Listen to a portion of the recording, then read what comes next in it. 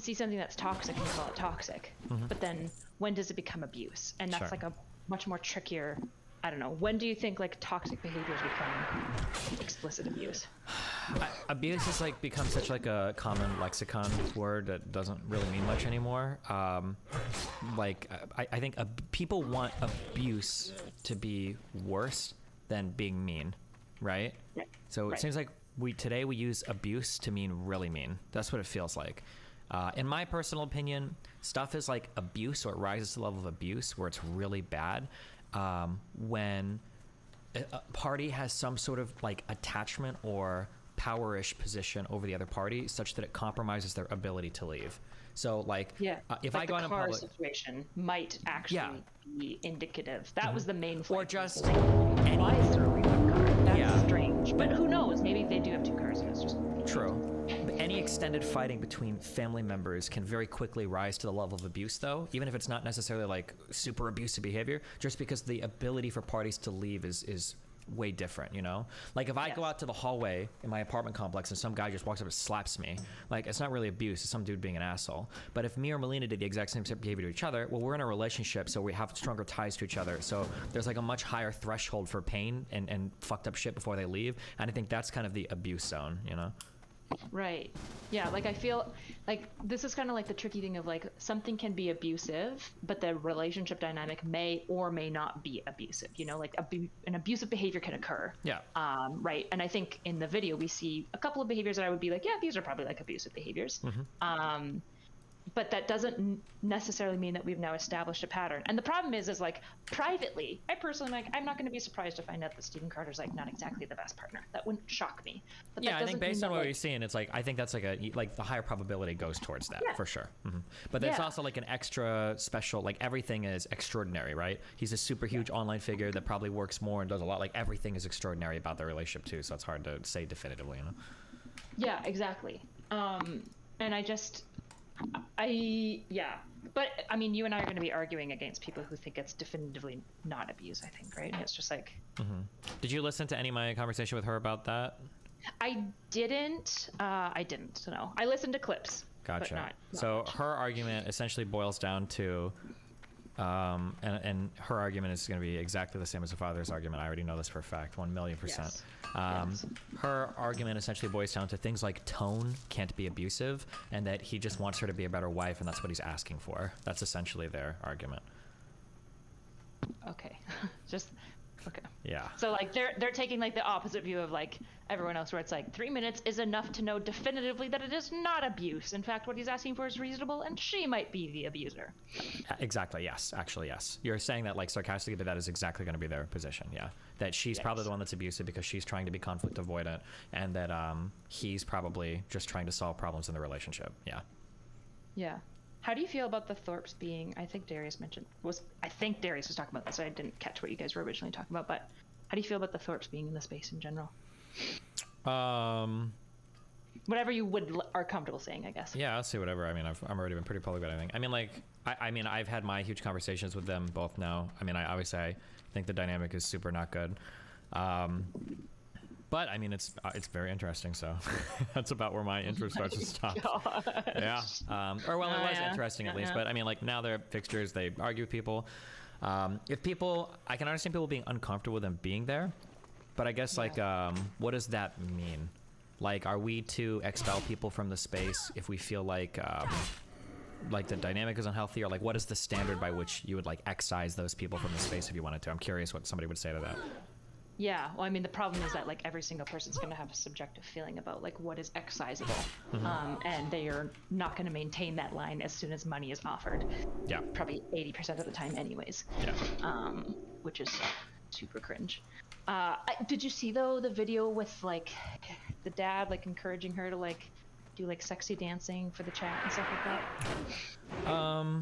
I think I did. Yeah, I had like a 1 to 3 hour conversation last night with both of them. Okay. Yeah, so that's what I'm basing most of my stuff on. But I watched a lot of parts of that video. I don't know if I got through the whole thing or not. But then I've also seen a lot of other clips and stuff too. I think I have a pretty good understanding of of like the worst stuff that has been online of them. Yeah. Okay. Yeah. All right, that makes sense. Why? What do you feel? Share your thoughts. What do you think? About The Thorpes? Sure, or about them being in the space or whatever. Yeah. It's always this weird tension that I have in the space constantly that I haven't fully solved, which is like, what do I do about people that I think are like probably toxic, unhealthy, and the space is like Capitalizing off of it? Yes. Yeah. What do I do about that? I don't tell people what to do with their platforms. That's like a really hard rule. I have like people get to do whatever they want. Sure, but I don't know what I want to do about it. Yeah, I'm asking, what do you think should be done though? Like in your ideal world, like what do you think, or what do you think is the moral or ethical thing? Obviously, you think people should do whatever they want. Yeah, boring. We know, we got that. What do you think was the right thing to do though? Oof, you just want me to get some salacious talking points right before I debate these people. I'm just curious what your actual thoughts are. You know that they're listening, and they're going to be like, so Erudite, you think that we're bad and we shouldn't be platformed. They literally both screamed at me last night for trying to out them or whatever, so that we're already going in like very heated, so. Okay. Okay. Well, something about their dynamic between Grace and Ben specifically gives me like major ick. Oh, you said that word. God, why is everybody saying that fucking word now? But yeah, okay. Sorry. It's like the new it's like the female word of the week is that fucking yeah, ick I'm word. a white girl. Yeah, Eat it. Clearly, I Eat see it. that. Yeah, okay. Destiny, okay? It is what it is. Yeah, I don't know. Their dynamic feels really pernicious. The group that I care most about working with is like high-risk youth and teens. Yeah. I know. And I have a really hard time watching like the parental dynamic between the two. I know that she's not a teen anymore. I believe she's an adult and stuff like that, so I understand. She's 19, right? 18, 19? She's 20, but she's been kind of like with him since she was like 14 or 15, basically, right? I know. I'm just putting the caveat of like, I'm aware that she's technically legal, so I'm not saying like anything like Jesus Christ. We don't have to phrase it that way. Oh my God. But okay, I understand everything. Yeah. You're talking to me though, so everybody to me under 30 is a child. Wait, how old are you again? I'm 29. Yeah, everybody under 29 to me is a child, so you know, you're all good. You're all good. We're all good calling them kids here. Wait, so am I a child to you? No, I just said under 29. Oh, under 29. Oh, so I'm good. Yeah, you're good. That's good. All right, I don't need to delete all of our DMs. That's good to know. Yeah. Did you ever read? I'm so curious. Ayla has some article that she's written called Frame Control. Have you ever read that article before? Yeah, I read like probably 50% of it. I thought it was super interesting. I really, really liked it. I think it's an attempt to put to paper, like word to paper, to describe the weird ways that people can kind of mind fucking. Yeah.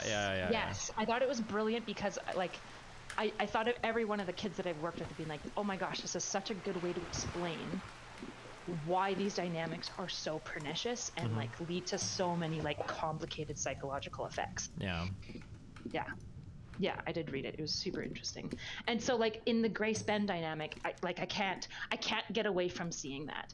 But the problem is that like now you're in a public space, right? Like if I'm working professionally or I'm just like a private citizen individual, I can like have these thoughts and feelings and kind of be like, yeah, I think there's some weird sussy shit and I don't know like how healthy that relationship is. But now in like a public dynamic, there's like this tension of like how much is performative. Well, they claim they love the Schrodinger's meme of being like, oh, it's all just yokes. It's all just yoking. And it's just like, how much of it actually is yoking? And even if it is just yokes, it probably still isn't appropriate at times. I mean, apparently there are like criminal records for these people and stuff. So it's not, if it's yokes, they're very, very, very committed to the act.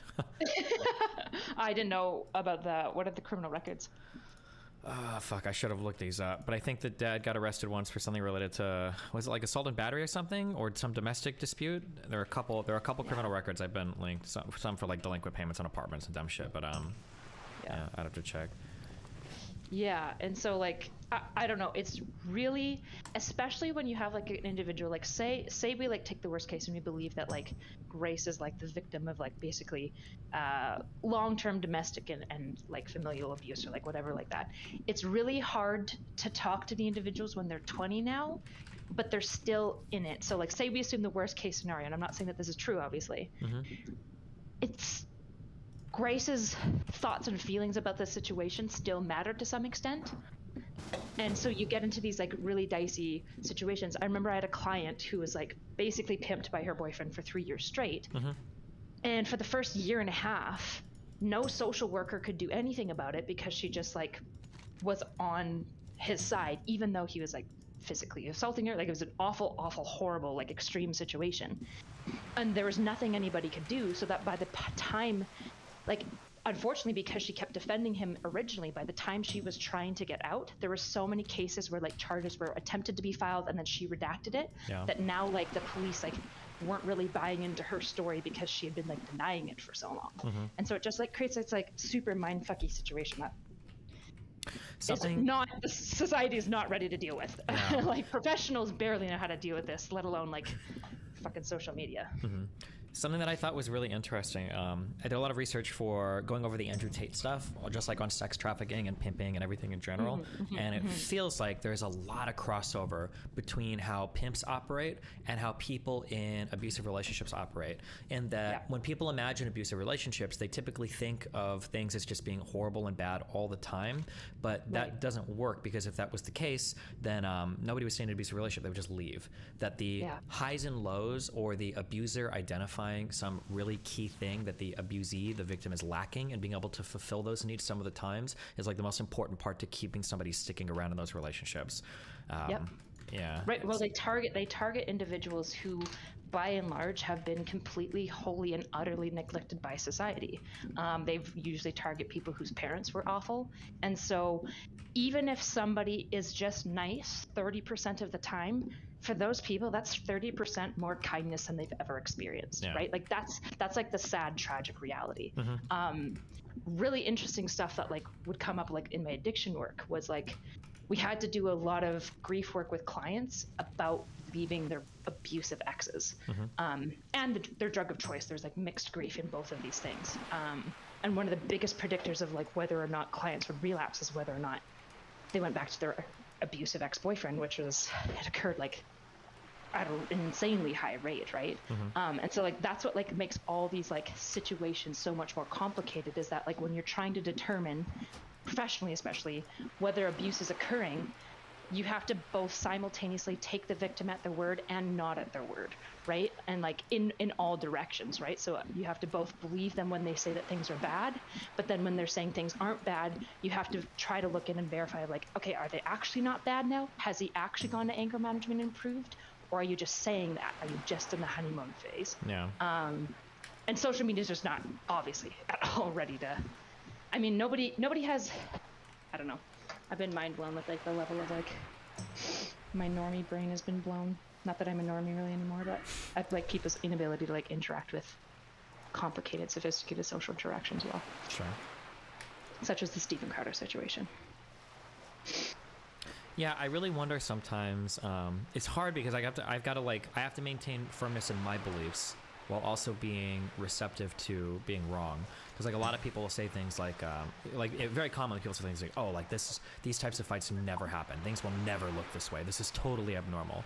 And, like, I can think of a lot of situations where I've seen fights like this, not necessarily as bad as the Crowder ones, but then I kind of have to wonder, well, do people not realize what they look like at their worst, and they're dramatically, like, overrating, like, what they think their fights look like? Or is it just the case that I've just ran into, like, insane situation after insane situation all throughout my life, and I have no idea what, like, normal conflict resolution looks like? Yeah. And then I think to, like, all the millennials and everybody I know, it's funny, I always think back to this whenever people are talking to, like, porn stars and shit. They always say, like, oh, like, porn stars come from broken families and they've got a lot of issues with their parents. And it's like, I'm a millennial. I feel like every single person I know has a lot of issues with their parents. Like, it's pretty rare that people are like, oh yeah, like, if I ask somebody, like, oh, what's, like, your family and everything, like, oh, I love my mom and dad, we got along super well and everything went great. That feels like a very minority answer. Like, I don't hear that very often. Even if that is the majority answer, I don't hear it very often, you know? Right. And it's probably caused by two things, which is, like, I do think that people, like, with common experiences collect together. And so, like, the person you're more likely to be drawn to worldview wise, even if you don't realize it, might be because, like, right, I look at my friends, almost all of my friends have a really messed up relationship with their parents, except for literally one of my best, like, only one of, like, 5 girls that I'm really, really close to. Sure. But when I was working at, like, the treatment center, I met, like, 8 staff that spent every weekend with their parents and had an excellent relationship. And I was like, wait, like, these people do exist. But the problem is that, like, when I talk to them, I don't know. I don't know. There's no common language, right? Like if I make an edgy joke about like my parents being messed up or something, they just think it's weird and they're like uncomfortable and they're like, haha, yeah. Yeah. So there's probably selection bias going on, but also there's like the creep of like we're realizing more and more of what unhealthy parenting looks like. But also as like the world gets better, unhealthy parenting, like the bar for what is considered unhealthy is steadily increasing as well. At least I think so. Do you know what I mean? Yeah, because we're being judged, like every single individual moment now is being seen under a microscope. So whereas before we might have had a little bit more tolerance or wiggle room for some unhealthy behavior, now any unhealthy behavior is being used to define an entire relationship because it's being like publicized and thrown online and everything.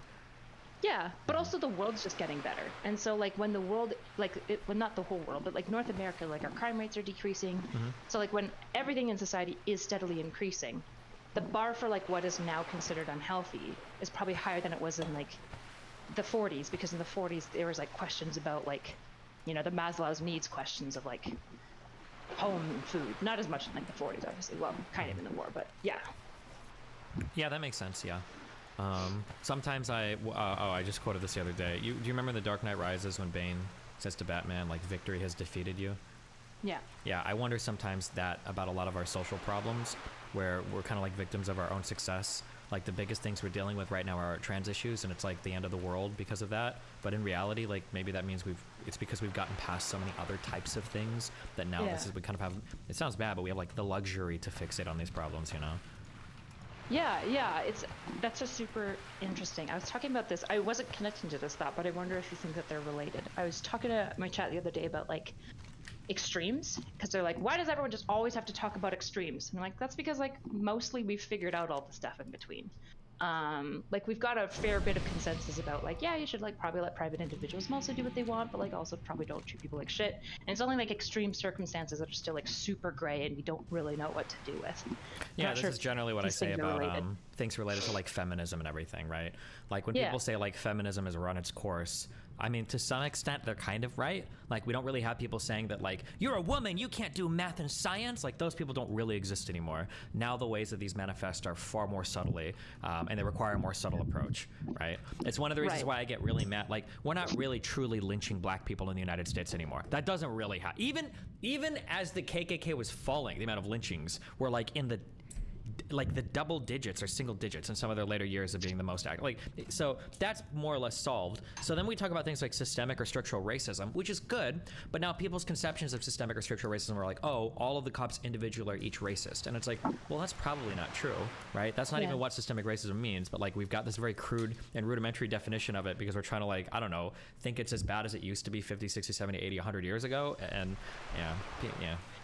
Do you think though that like it's possible that we're somewhat like rolling back on stuff? Like when I see like, I don't really think that Pearl is as like going to be effective in the zeitgeist as like some people are worried that she will, right? Because she's like the one championing things like women shouldn't vote, like really like women are worse at math and science. Like she has those takes. Yeah. Do you think that that's going to become more popularized, or do you think that that's just like going to be over pretty quick? Do you think there's a shift, a snap right that's occurring, essentially? Maybe like a little bit, but I don't think... I would be surprised if it was like a huge thing that's like here to stay, but I guess we'll find out, huh? Right. What do you think would be required in like American's democratic system for like a major snap right to occur?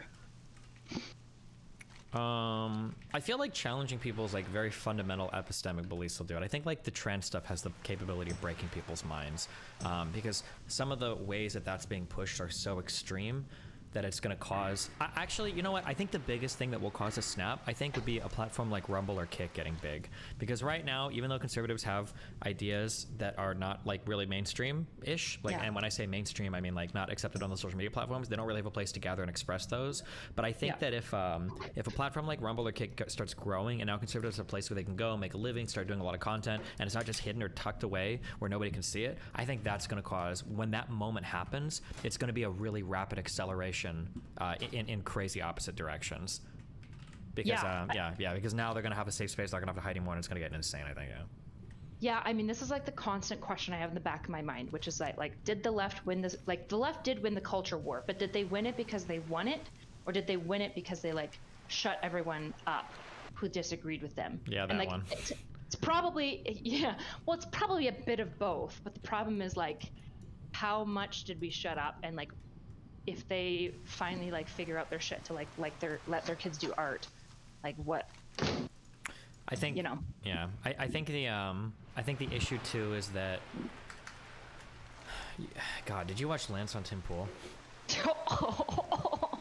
Yeah, like, there's an issue that you run into. Did I sign up for Made immediately after? Yes, I did. There's an issue that people are running into where, like, the conversations are so, like, in their own bubbles right now that when people try to step outside of their bubbles and have those conversations, it's agonizing. And watching Lance, like, die in that conversation so many different times, it, like, became so obvious that he's never spoken to anybody with even, like, a bit of disagreement with him in his entire life.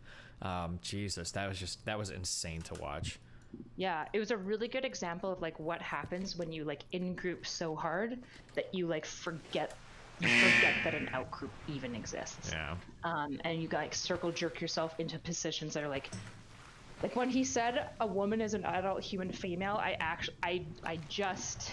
And you know, the saddest thing is that he rehearsed that. You know, he was really excited to go in on that too, right? Because he was drinking water, he leaned over, he raised his head, and then he, like, put his hand up, and he was like, oh, I can answer that. And it was like, oh, God. Well, I think that's, like, so I was in a debate the other day. It was, like, much smaller. But it was a debate where, like, we were talking, of course, inevitably is about politics, which means it was only about trans people, because that's all politics is today. And they were talking about basically gender-affirming care and whether things like a breast surgery for a cis woman is, like, gender-affirming care. Mm-hmm. And I was like, I feel like we should really separate these things. Like, yeah. Like, it is, in a way, it's gender affirming. Yeah, but in a way, it's gender affirming. When we say gender affirming care, not in the way we mean politically. Yeah, ever. Not to a different gender, right? Yeah. Yeah, and so what happened is that I was fighting, like, the leftoids and, like, the left-leaning people and the right-leaning people, because they were all just agreeing that gender shouldn't exist, that, like, at all, gender should just be eroded. Everything's the same. Like, it was just insane. Like, the leftoids were just agreeing with the conservatives that gender affirming care basically should be for anyone, including cis people, and it doesn't, like, matter. It was just wild. Yeah, they were basically taking the trans stuff and turning it into like a cosmetic discussion, essentially. Yes, yes, literally. They're like, it's just an aesthetic, and then it's like, then it's not care. It's like cosmetic surgery. Yeah, we don't say cosmetic care, right? If I want to get my tits done, that's fine, but that doesn't mean that it's, like, care, even if it makes me feel better about myself. The thing that's really hard too is that when I go into these conversations now, it almost automatically feels like I'm being bad faith, because now if I bring any arguments related to trans people, I'm truly bringing, like, a very minority argument that because I think the mainstream position now, I don't know when this happened, how this happened so fast, but I feel like the mainstream position now is self-ID. That anything beyond that is essentially, like, transphobic. And that I would never, ever defend that position. That's one of the most incoherent positions that has ever existed. Like, the conservative position of believing trans people are totally fake is more in line with reality than self-ID. And so for that to be the case now, if I go to any conservative start to argue, I'm like, oh, no, I don't believe in the self-ID thing. It basically sounds like I'm arguing for Stephen Bonnell's unique perspective on trans people, and nothing I say is even relevant to the mainstream conversation, you know? Right. Yep. And at this point, it's like, I don't know. I agree. I'm starting to realize that the mainstream is, like, viewing this way, and so it's like, I don't know what to do. Do I just, like, throw my hands up and be like, okay, I guess we lost that one. I don't know. I actually have no idea. Like, all that happened is that the, like, mainstay progressives just handed the arguments over the conservatives, which is, you know, I guess their choice to do. And I guess, yeah, fair enough. Maybe we should just get rid of trans care, ? Not that that's what I want, but I don't know what to do. It's insane. Yeah. Although, if a snap right happens, do you think that it would improve society or make things worse? Like, what world do you want to live in? Like a hyper progressive world or a conservative world? What do you think? It depends on what, like, a conservative world means. Like, if I had to choose between Hassan's world or Ben Shapiro's world, I'm probably going with Shapiro's world right now, because I don't know, like, how crazy the, like, ultra progressive shit is at the moment. Because the problem is it's just hard to tell where it stops. Because, like, they're fully on board with, like, utilizing violence. They're fully on board with, like attack fascists. And it's like, well, who's a fascist? And it's like every single person to the right of Bernie Sanders. And Bernie Sanders isn't even a real socialist, blah, blah, blah. And it's like, okay. Yeah, it's just really, really, really hard. But then here's the really mind part too, though, is that when you go to Twitter and you go online and you look at the political conversations, the progressives dominate like 80% of the discourse, right? But in reality, the progressives are a very small and politically dead part of the Democratic Party. The Justice Dems have all shifted more towards like Pelosi in the center. They have no political representation whatsoever. Progressives have no political power at all in the United States. But if you go online on Twitter, it seems like they have all the political power, right? Because you can see kind of their policies in social media platforms. Meanwhile, on the Republican side, the Republican Party is actually tearing itself apart under the weight of the Trump fanaticism. But like, it's so interesting to see like how crazy the Republicans are. But then online you go and it looks like, oh, like if aliens came to planet Earth and they were on Twitter, they'd be like, oh, I guess like progressives make up like 60% of Congress. Like that's what you would assume. When in reality, there are no progressives almost like in the Senate and maybe in Congress. Yeah. Well, one of the interesting things, I'm curious what you think. Do you think that, so I would agree about the political stuff. Do you think that economically companies and like YouTube and these types tend to kowtow to the really loud progressive side? Yeah, but I think it's just because you make a lot of money doing it. Like, it makes sense. Like, why wouldn't you want to be more inclusive to have, like, bigger and broader audiences for your stuff? Now, some of it gets a little cringy, for sure. But in general, like, yeah, having black people and women and trans people and Indians and Asians and all of that is probably good. It's good. That representation is good. That's, like, one of the good things that progressives push for that I think is fine. I think it's totally okay. Do you think that, so, like, I would agree about, like, some inclusivity. I feel like Marvel got really, I could be wrong. Maybe I'm just, like, not understanding. I thought, like, Marvel's been getting, like, pretty fucked with some of their, like, new, like, basically once they got onto, like, the Captain Marvel kind of genre of Marvel, that it's been, like, less popular, or maybe it's just less popular amongst their old viewers. Maybe that's all that's happening. Sure. I hate that I know so much about superhero shit right now. It's probably what you're saying is true, but anybody that tells you that Marvel right now is suffering because of woke problems is probably just not a big fan of superhero movies or Marvel. That they just have no idea what they're talking about. They probably are casual watchers or whatever. The problem with Marvel is Marvel built out, imagine Game of Thrones, okay? And imagine Game of Thrones in season 5 kills off all the Starks, all the Lannisters, and then like takes you to like the east part of the world and just starts all over again with like totally different people that you don't care about who are all like worse than the original people. That's where Marvel is at right now. The issue is that like they had their whole cinematic universe and then it built up to these 2 huge movies, and at the end of those movies they killed off a couple of who were like the most favorite characters that the whole universe arguably revolved around, and now they're trying to find their footing with like new heroes. But like we went from like iconic people like Iron Man and Captain America to like Ant-Man and like a Time Wizard dude. And that's like that's the issue. That's the issue I think with Marvel right now. It doesn't have anything to do with the woke shit. Oh, and then also every single person now wants to have like multiverses and everything, which is like changing how much people care about everything. And then you also run into weird threads. I don't know if you ever watch DBZ, but like every like shonen anime runs into this issue eventually, where like a main villain can like flick his fingers and destroy the entire world. So it's probably hard to ramp up and build threats again. Like in Iron Man 1, like the really interesting threat was some guy building a really big mech suit. Like that was like, holy shit, he's an awesome mech that's gonna like kill people. That's crazy. But like nowadays, every single threat is like, if this guy gets the right stone, he's not even gonna destroy our universe. He's gonna destroy 27 universes. And you can only scale that type of shit up so far before you're like, okay, this is good. It's like the Bleach problem, where like by season 3, when you're like killing gods easily, it's like, exactly, where the your bridges. Yeah. But okay, so you think that monetarily, like bowing to the woke, is financially acceptable? Because do you think that the studio that made Everything Everywhere, is it Studio A24? Yeah, that was an A24 film. Yeah, I feel like they're just like tearing it up. Do you find that they're like super wokey, or because I feel like they do movies in a way that I haven't seen Hollywood do movies in a really long time, and they're like, it's fantastic. So this is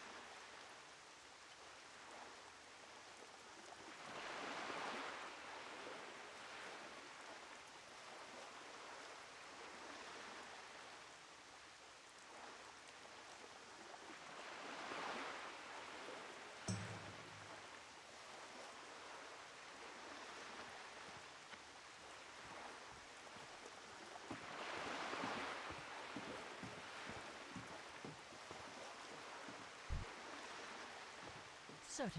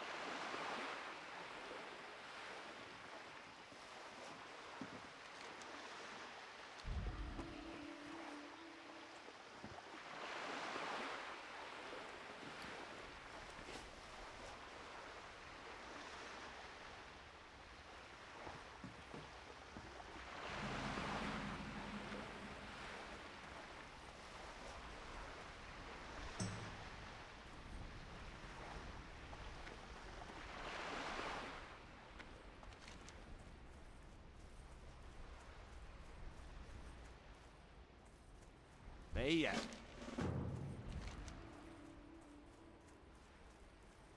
What's up?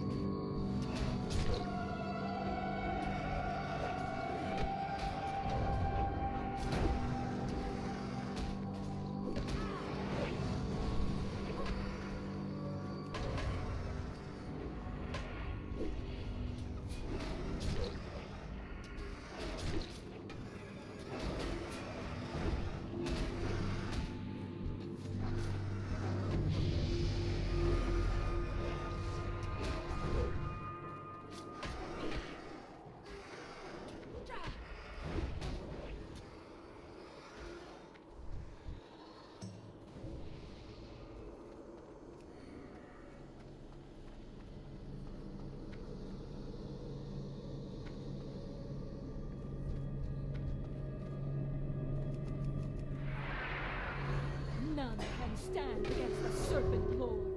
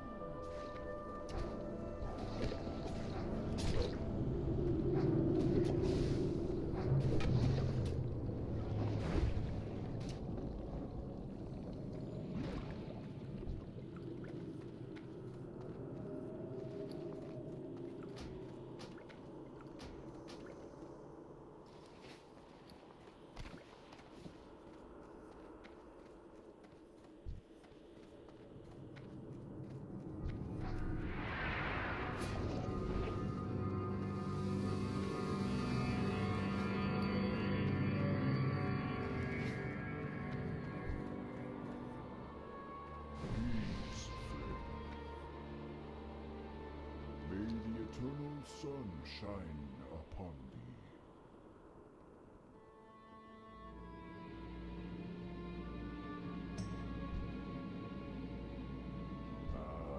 I've been expecting you.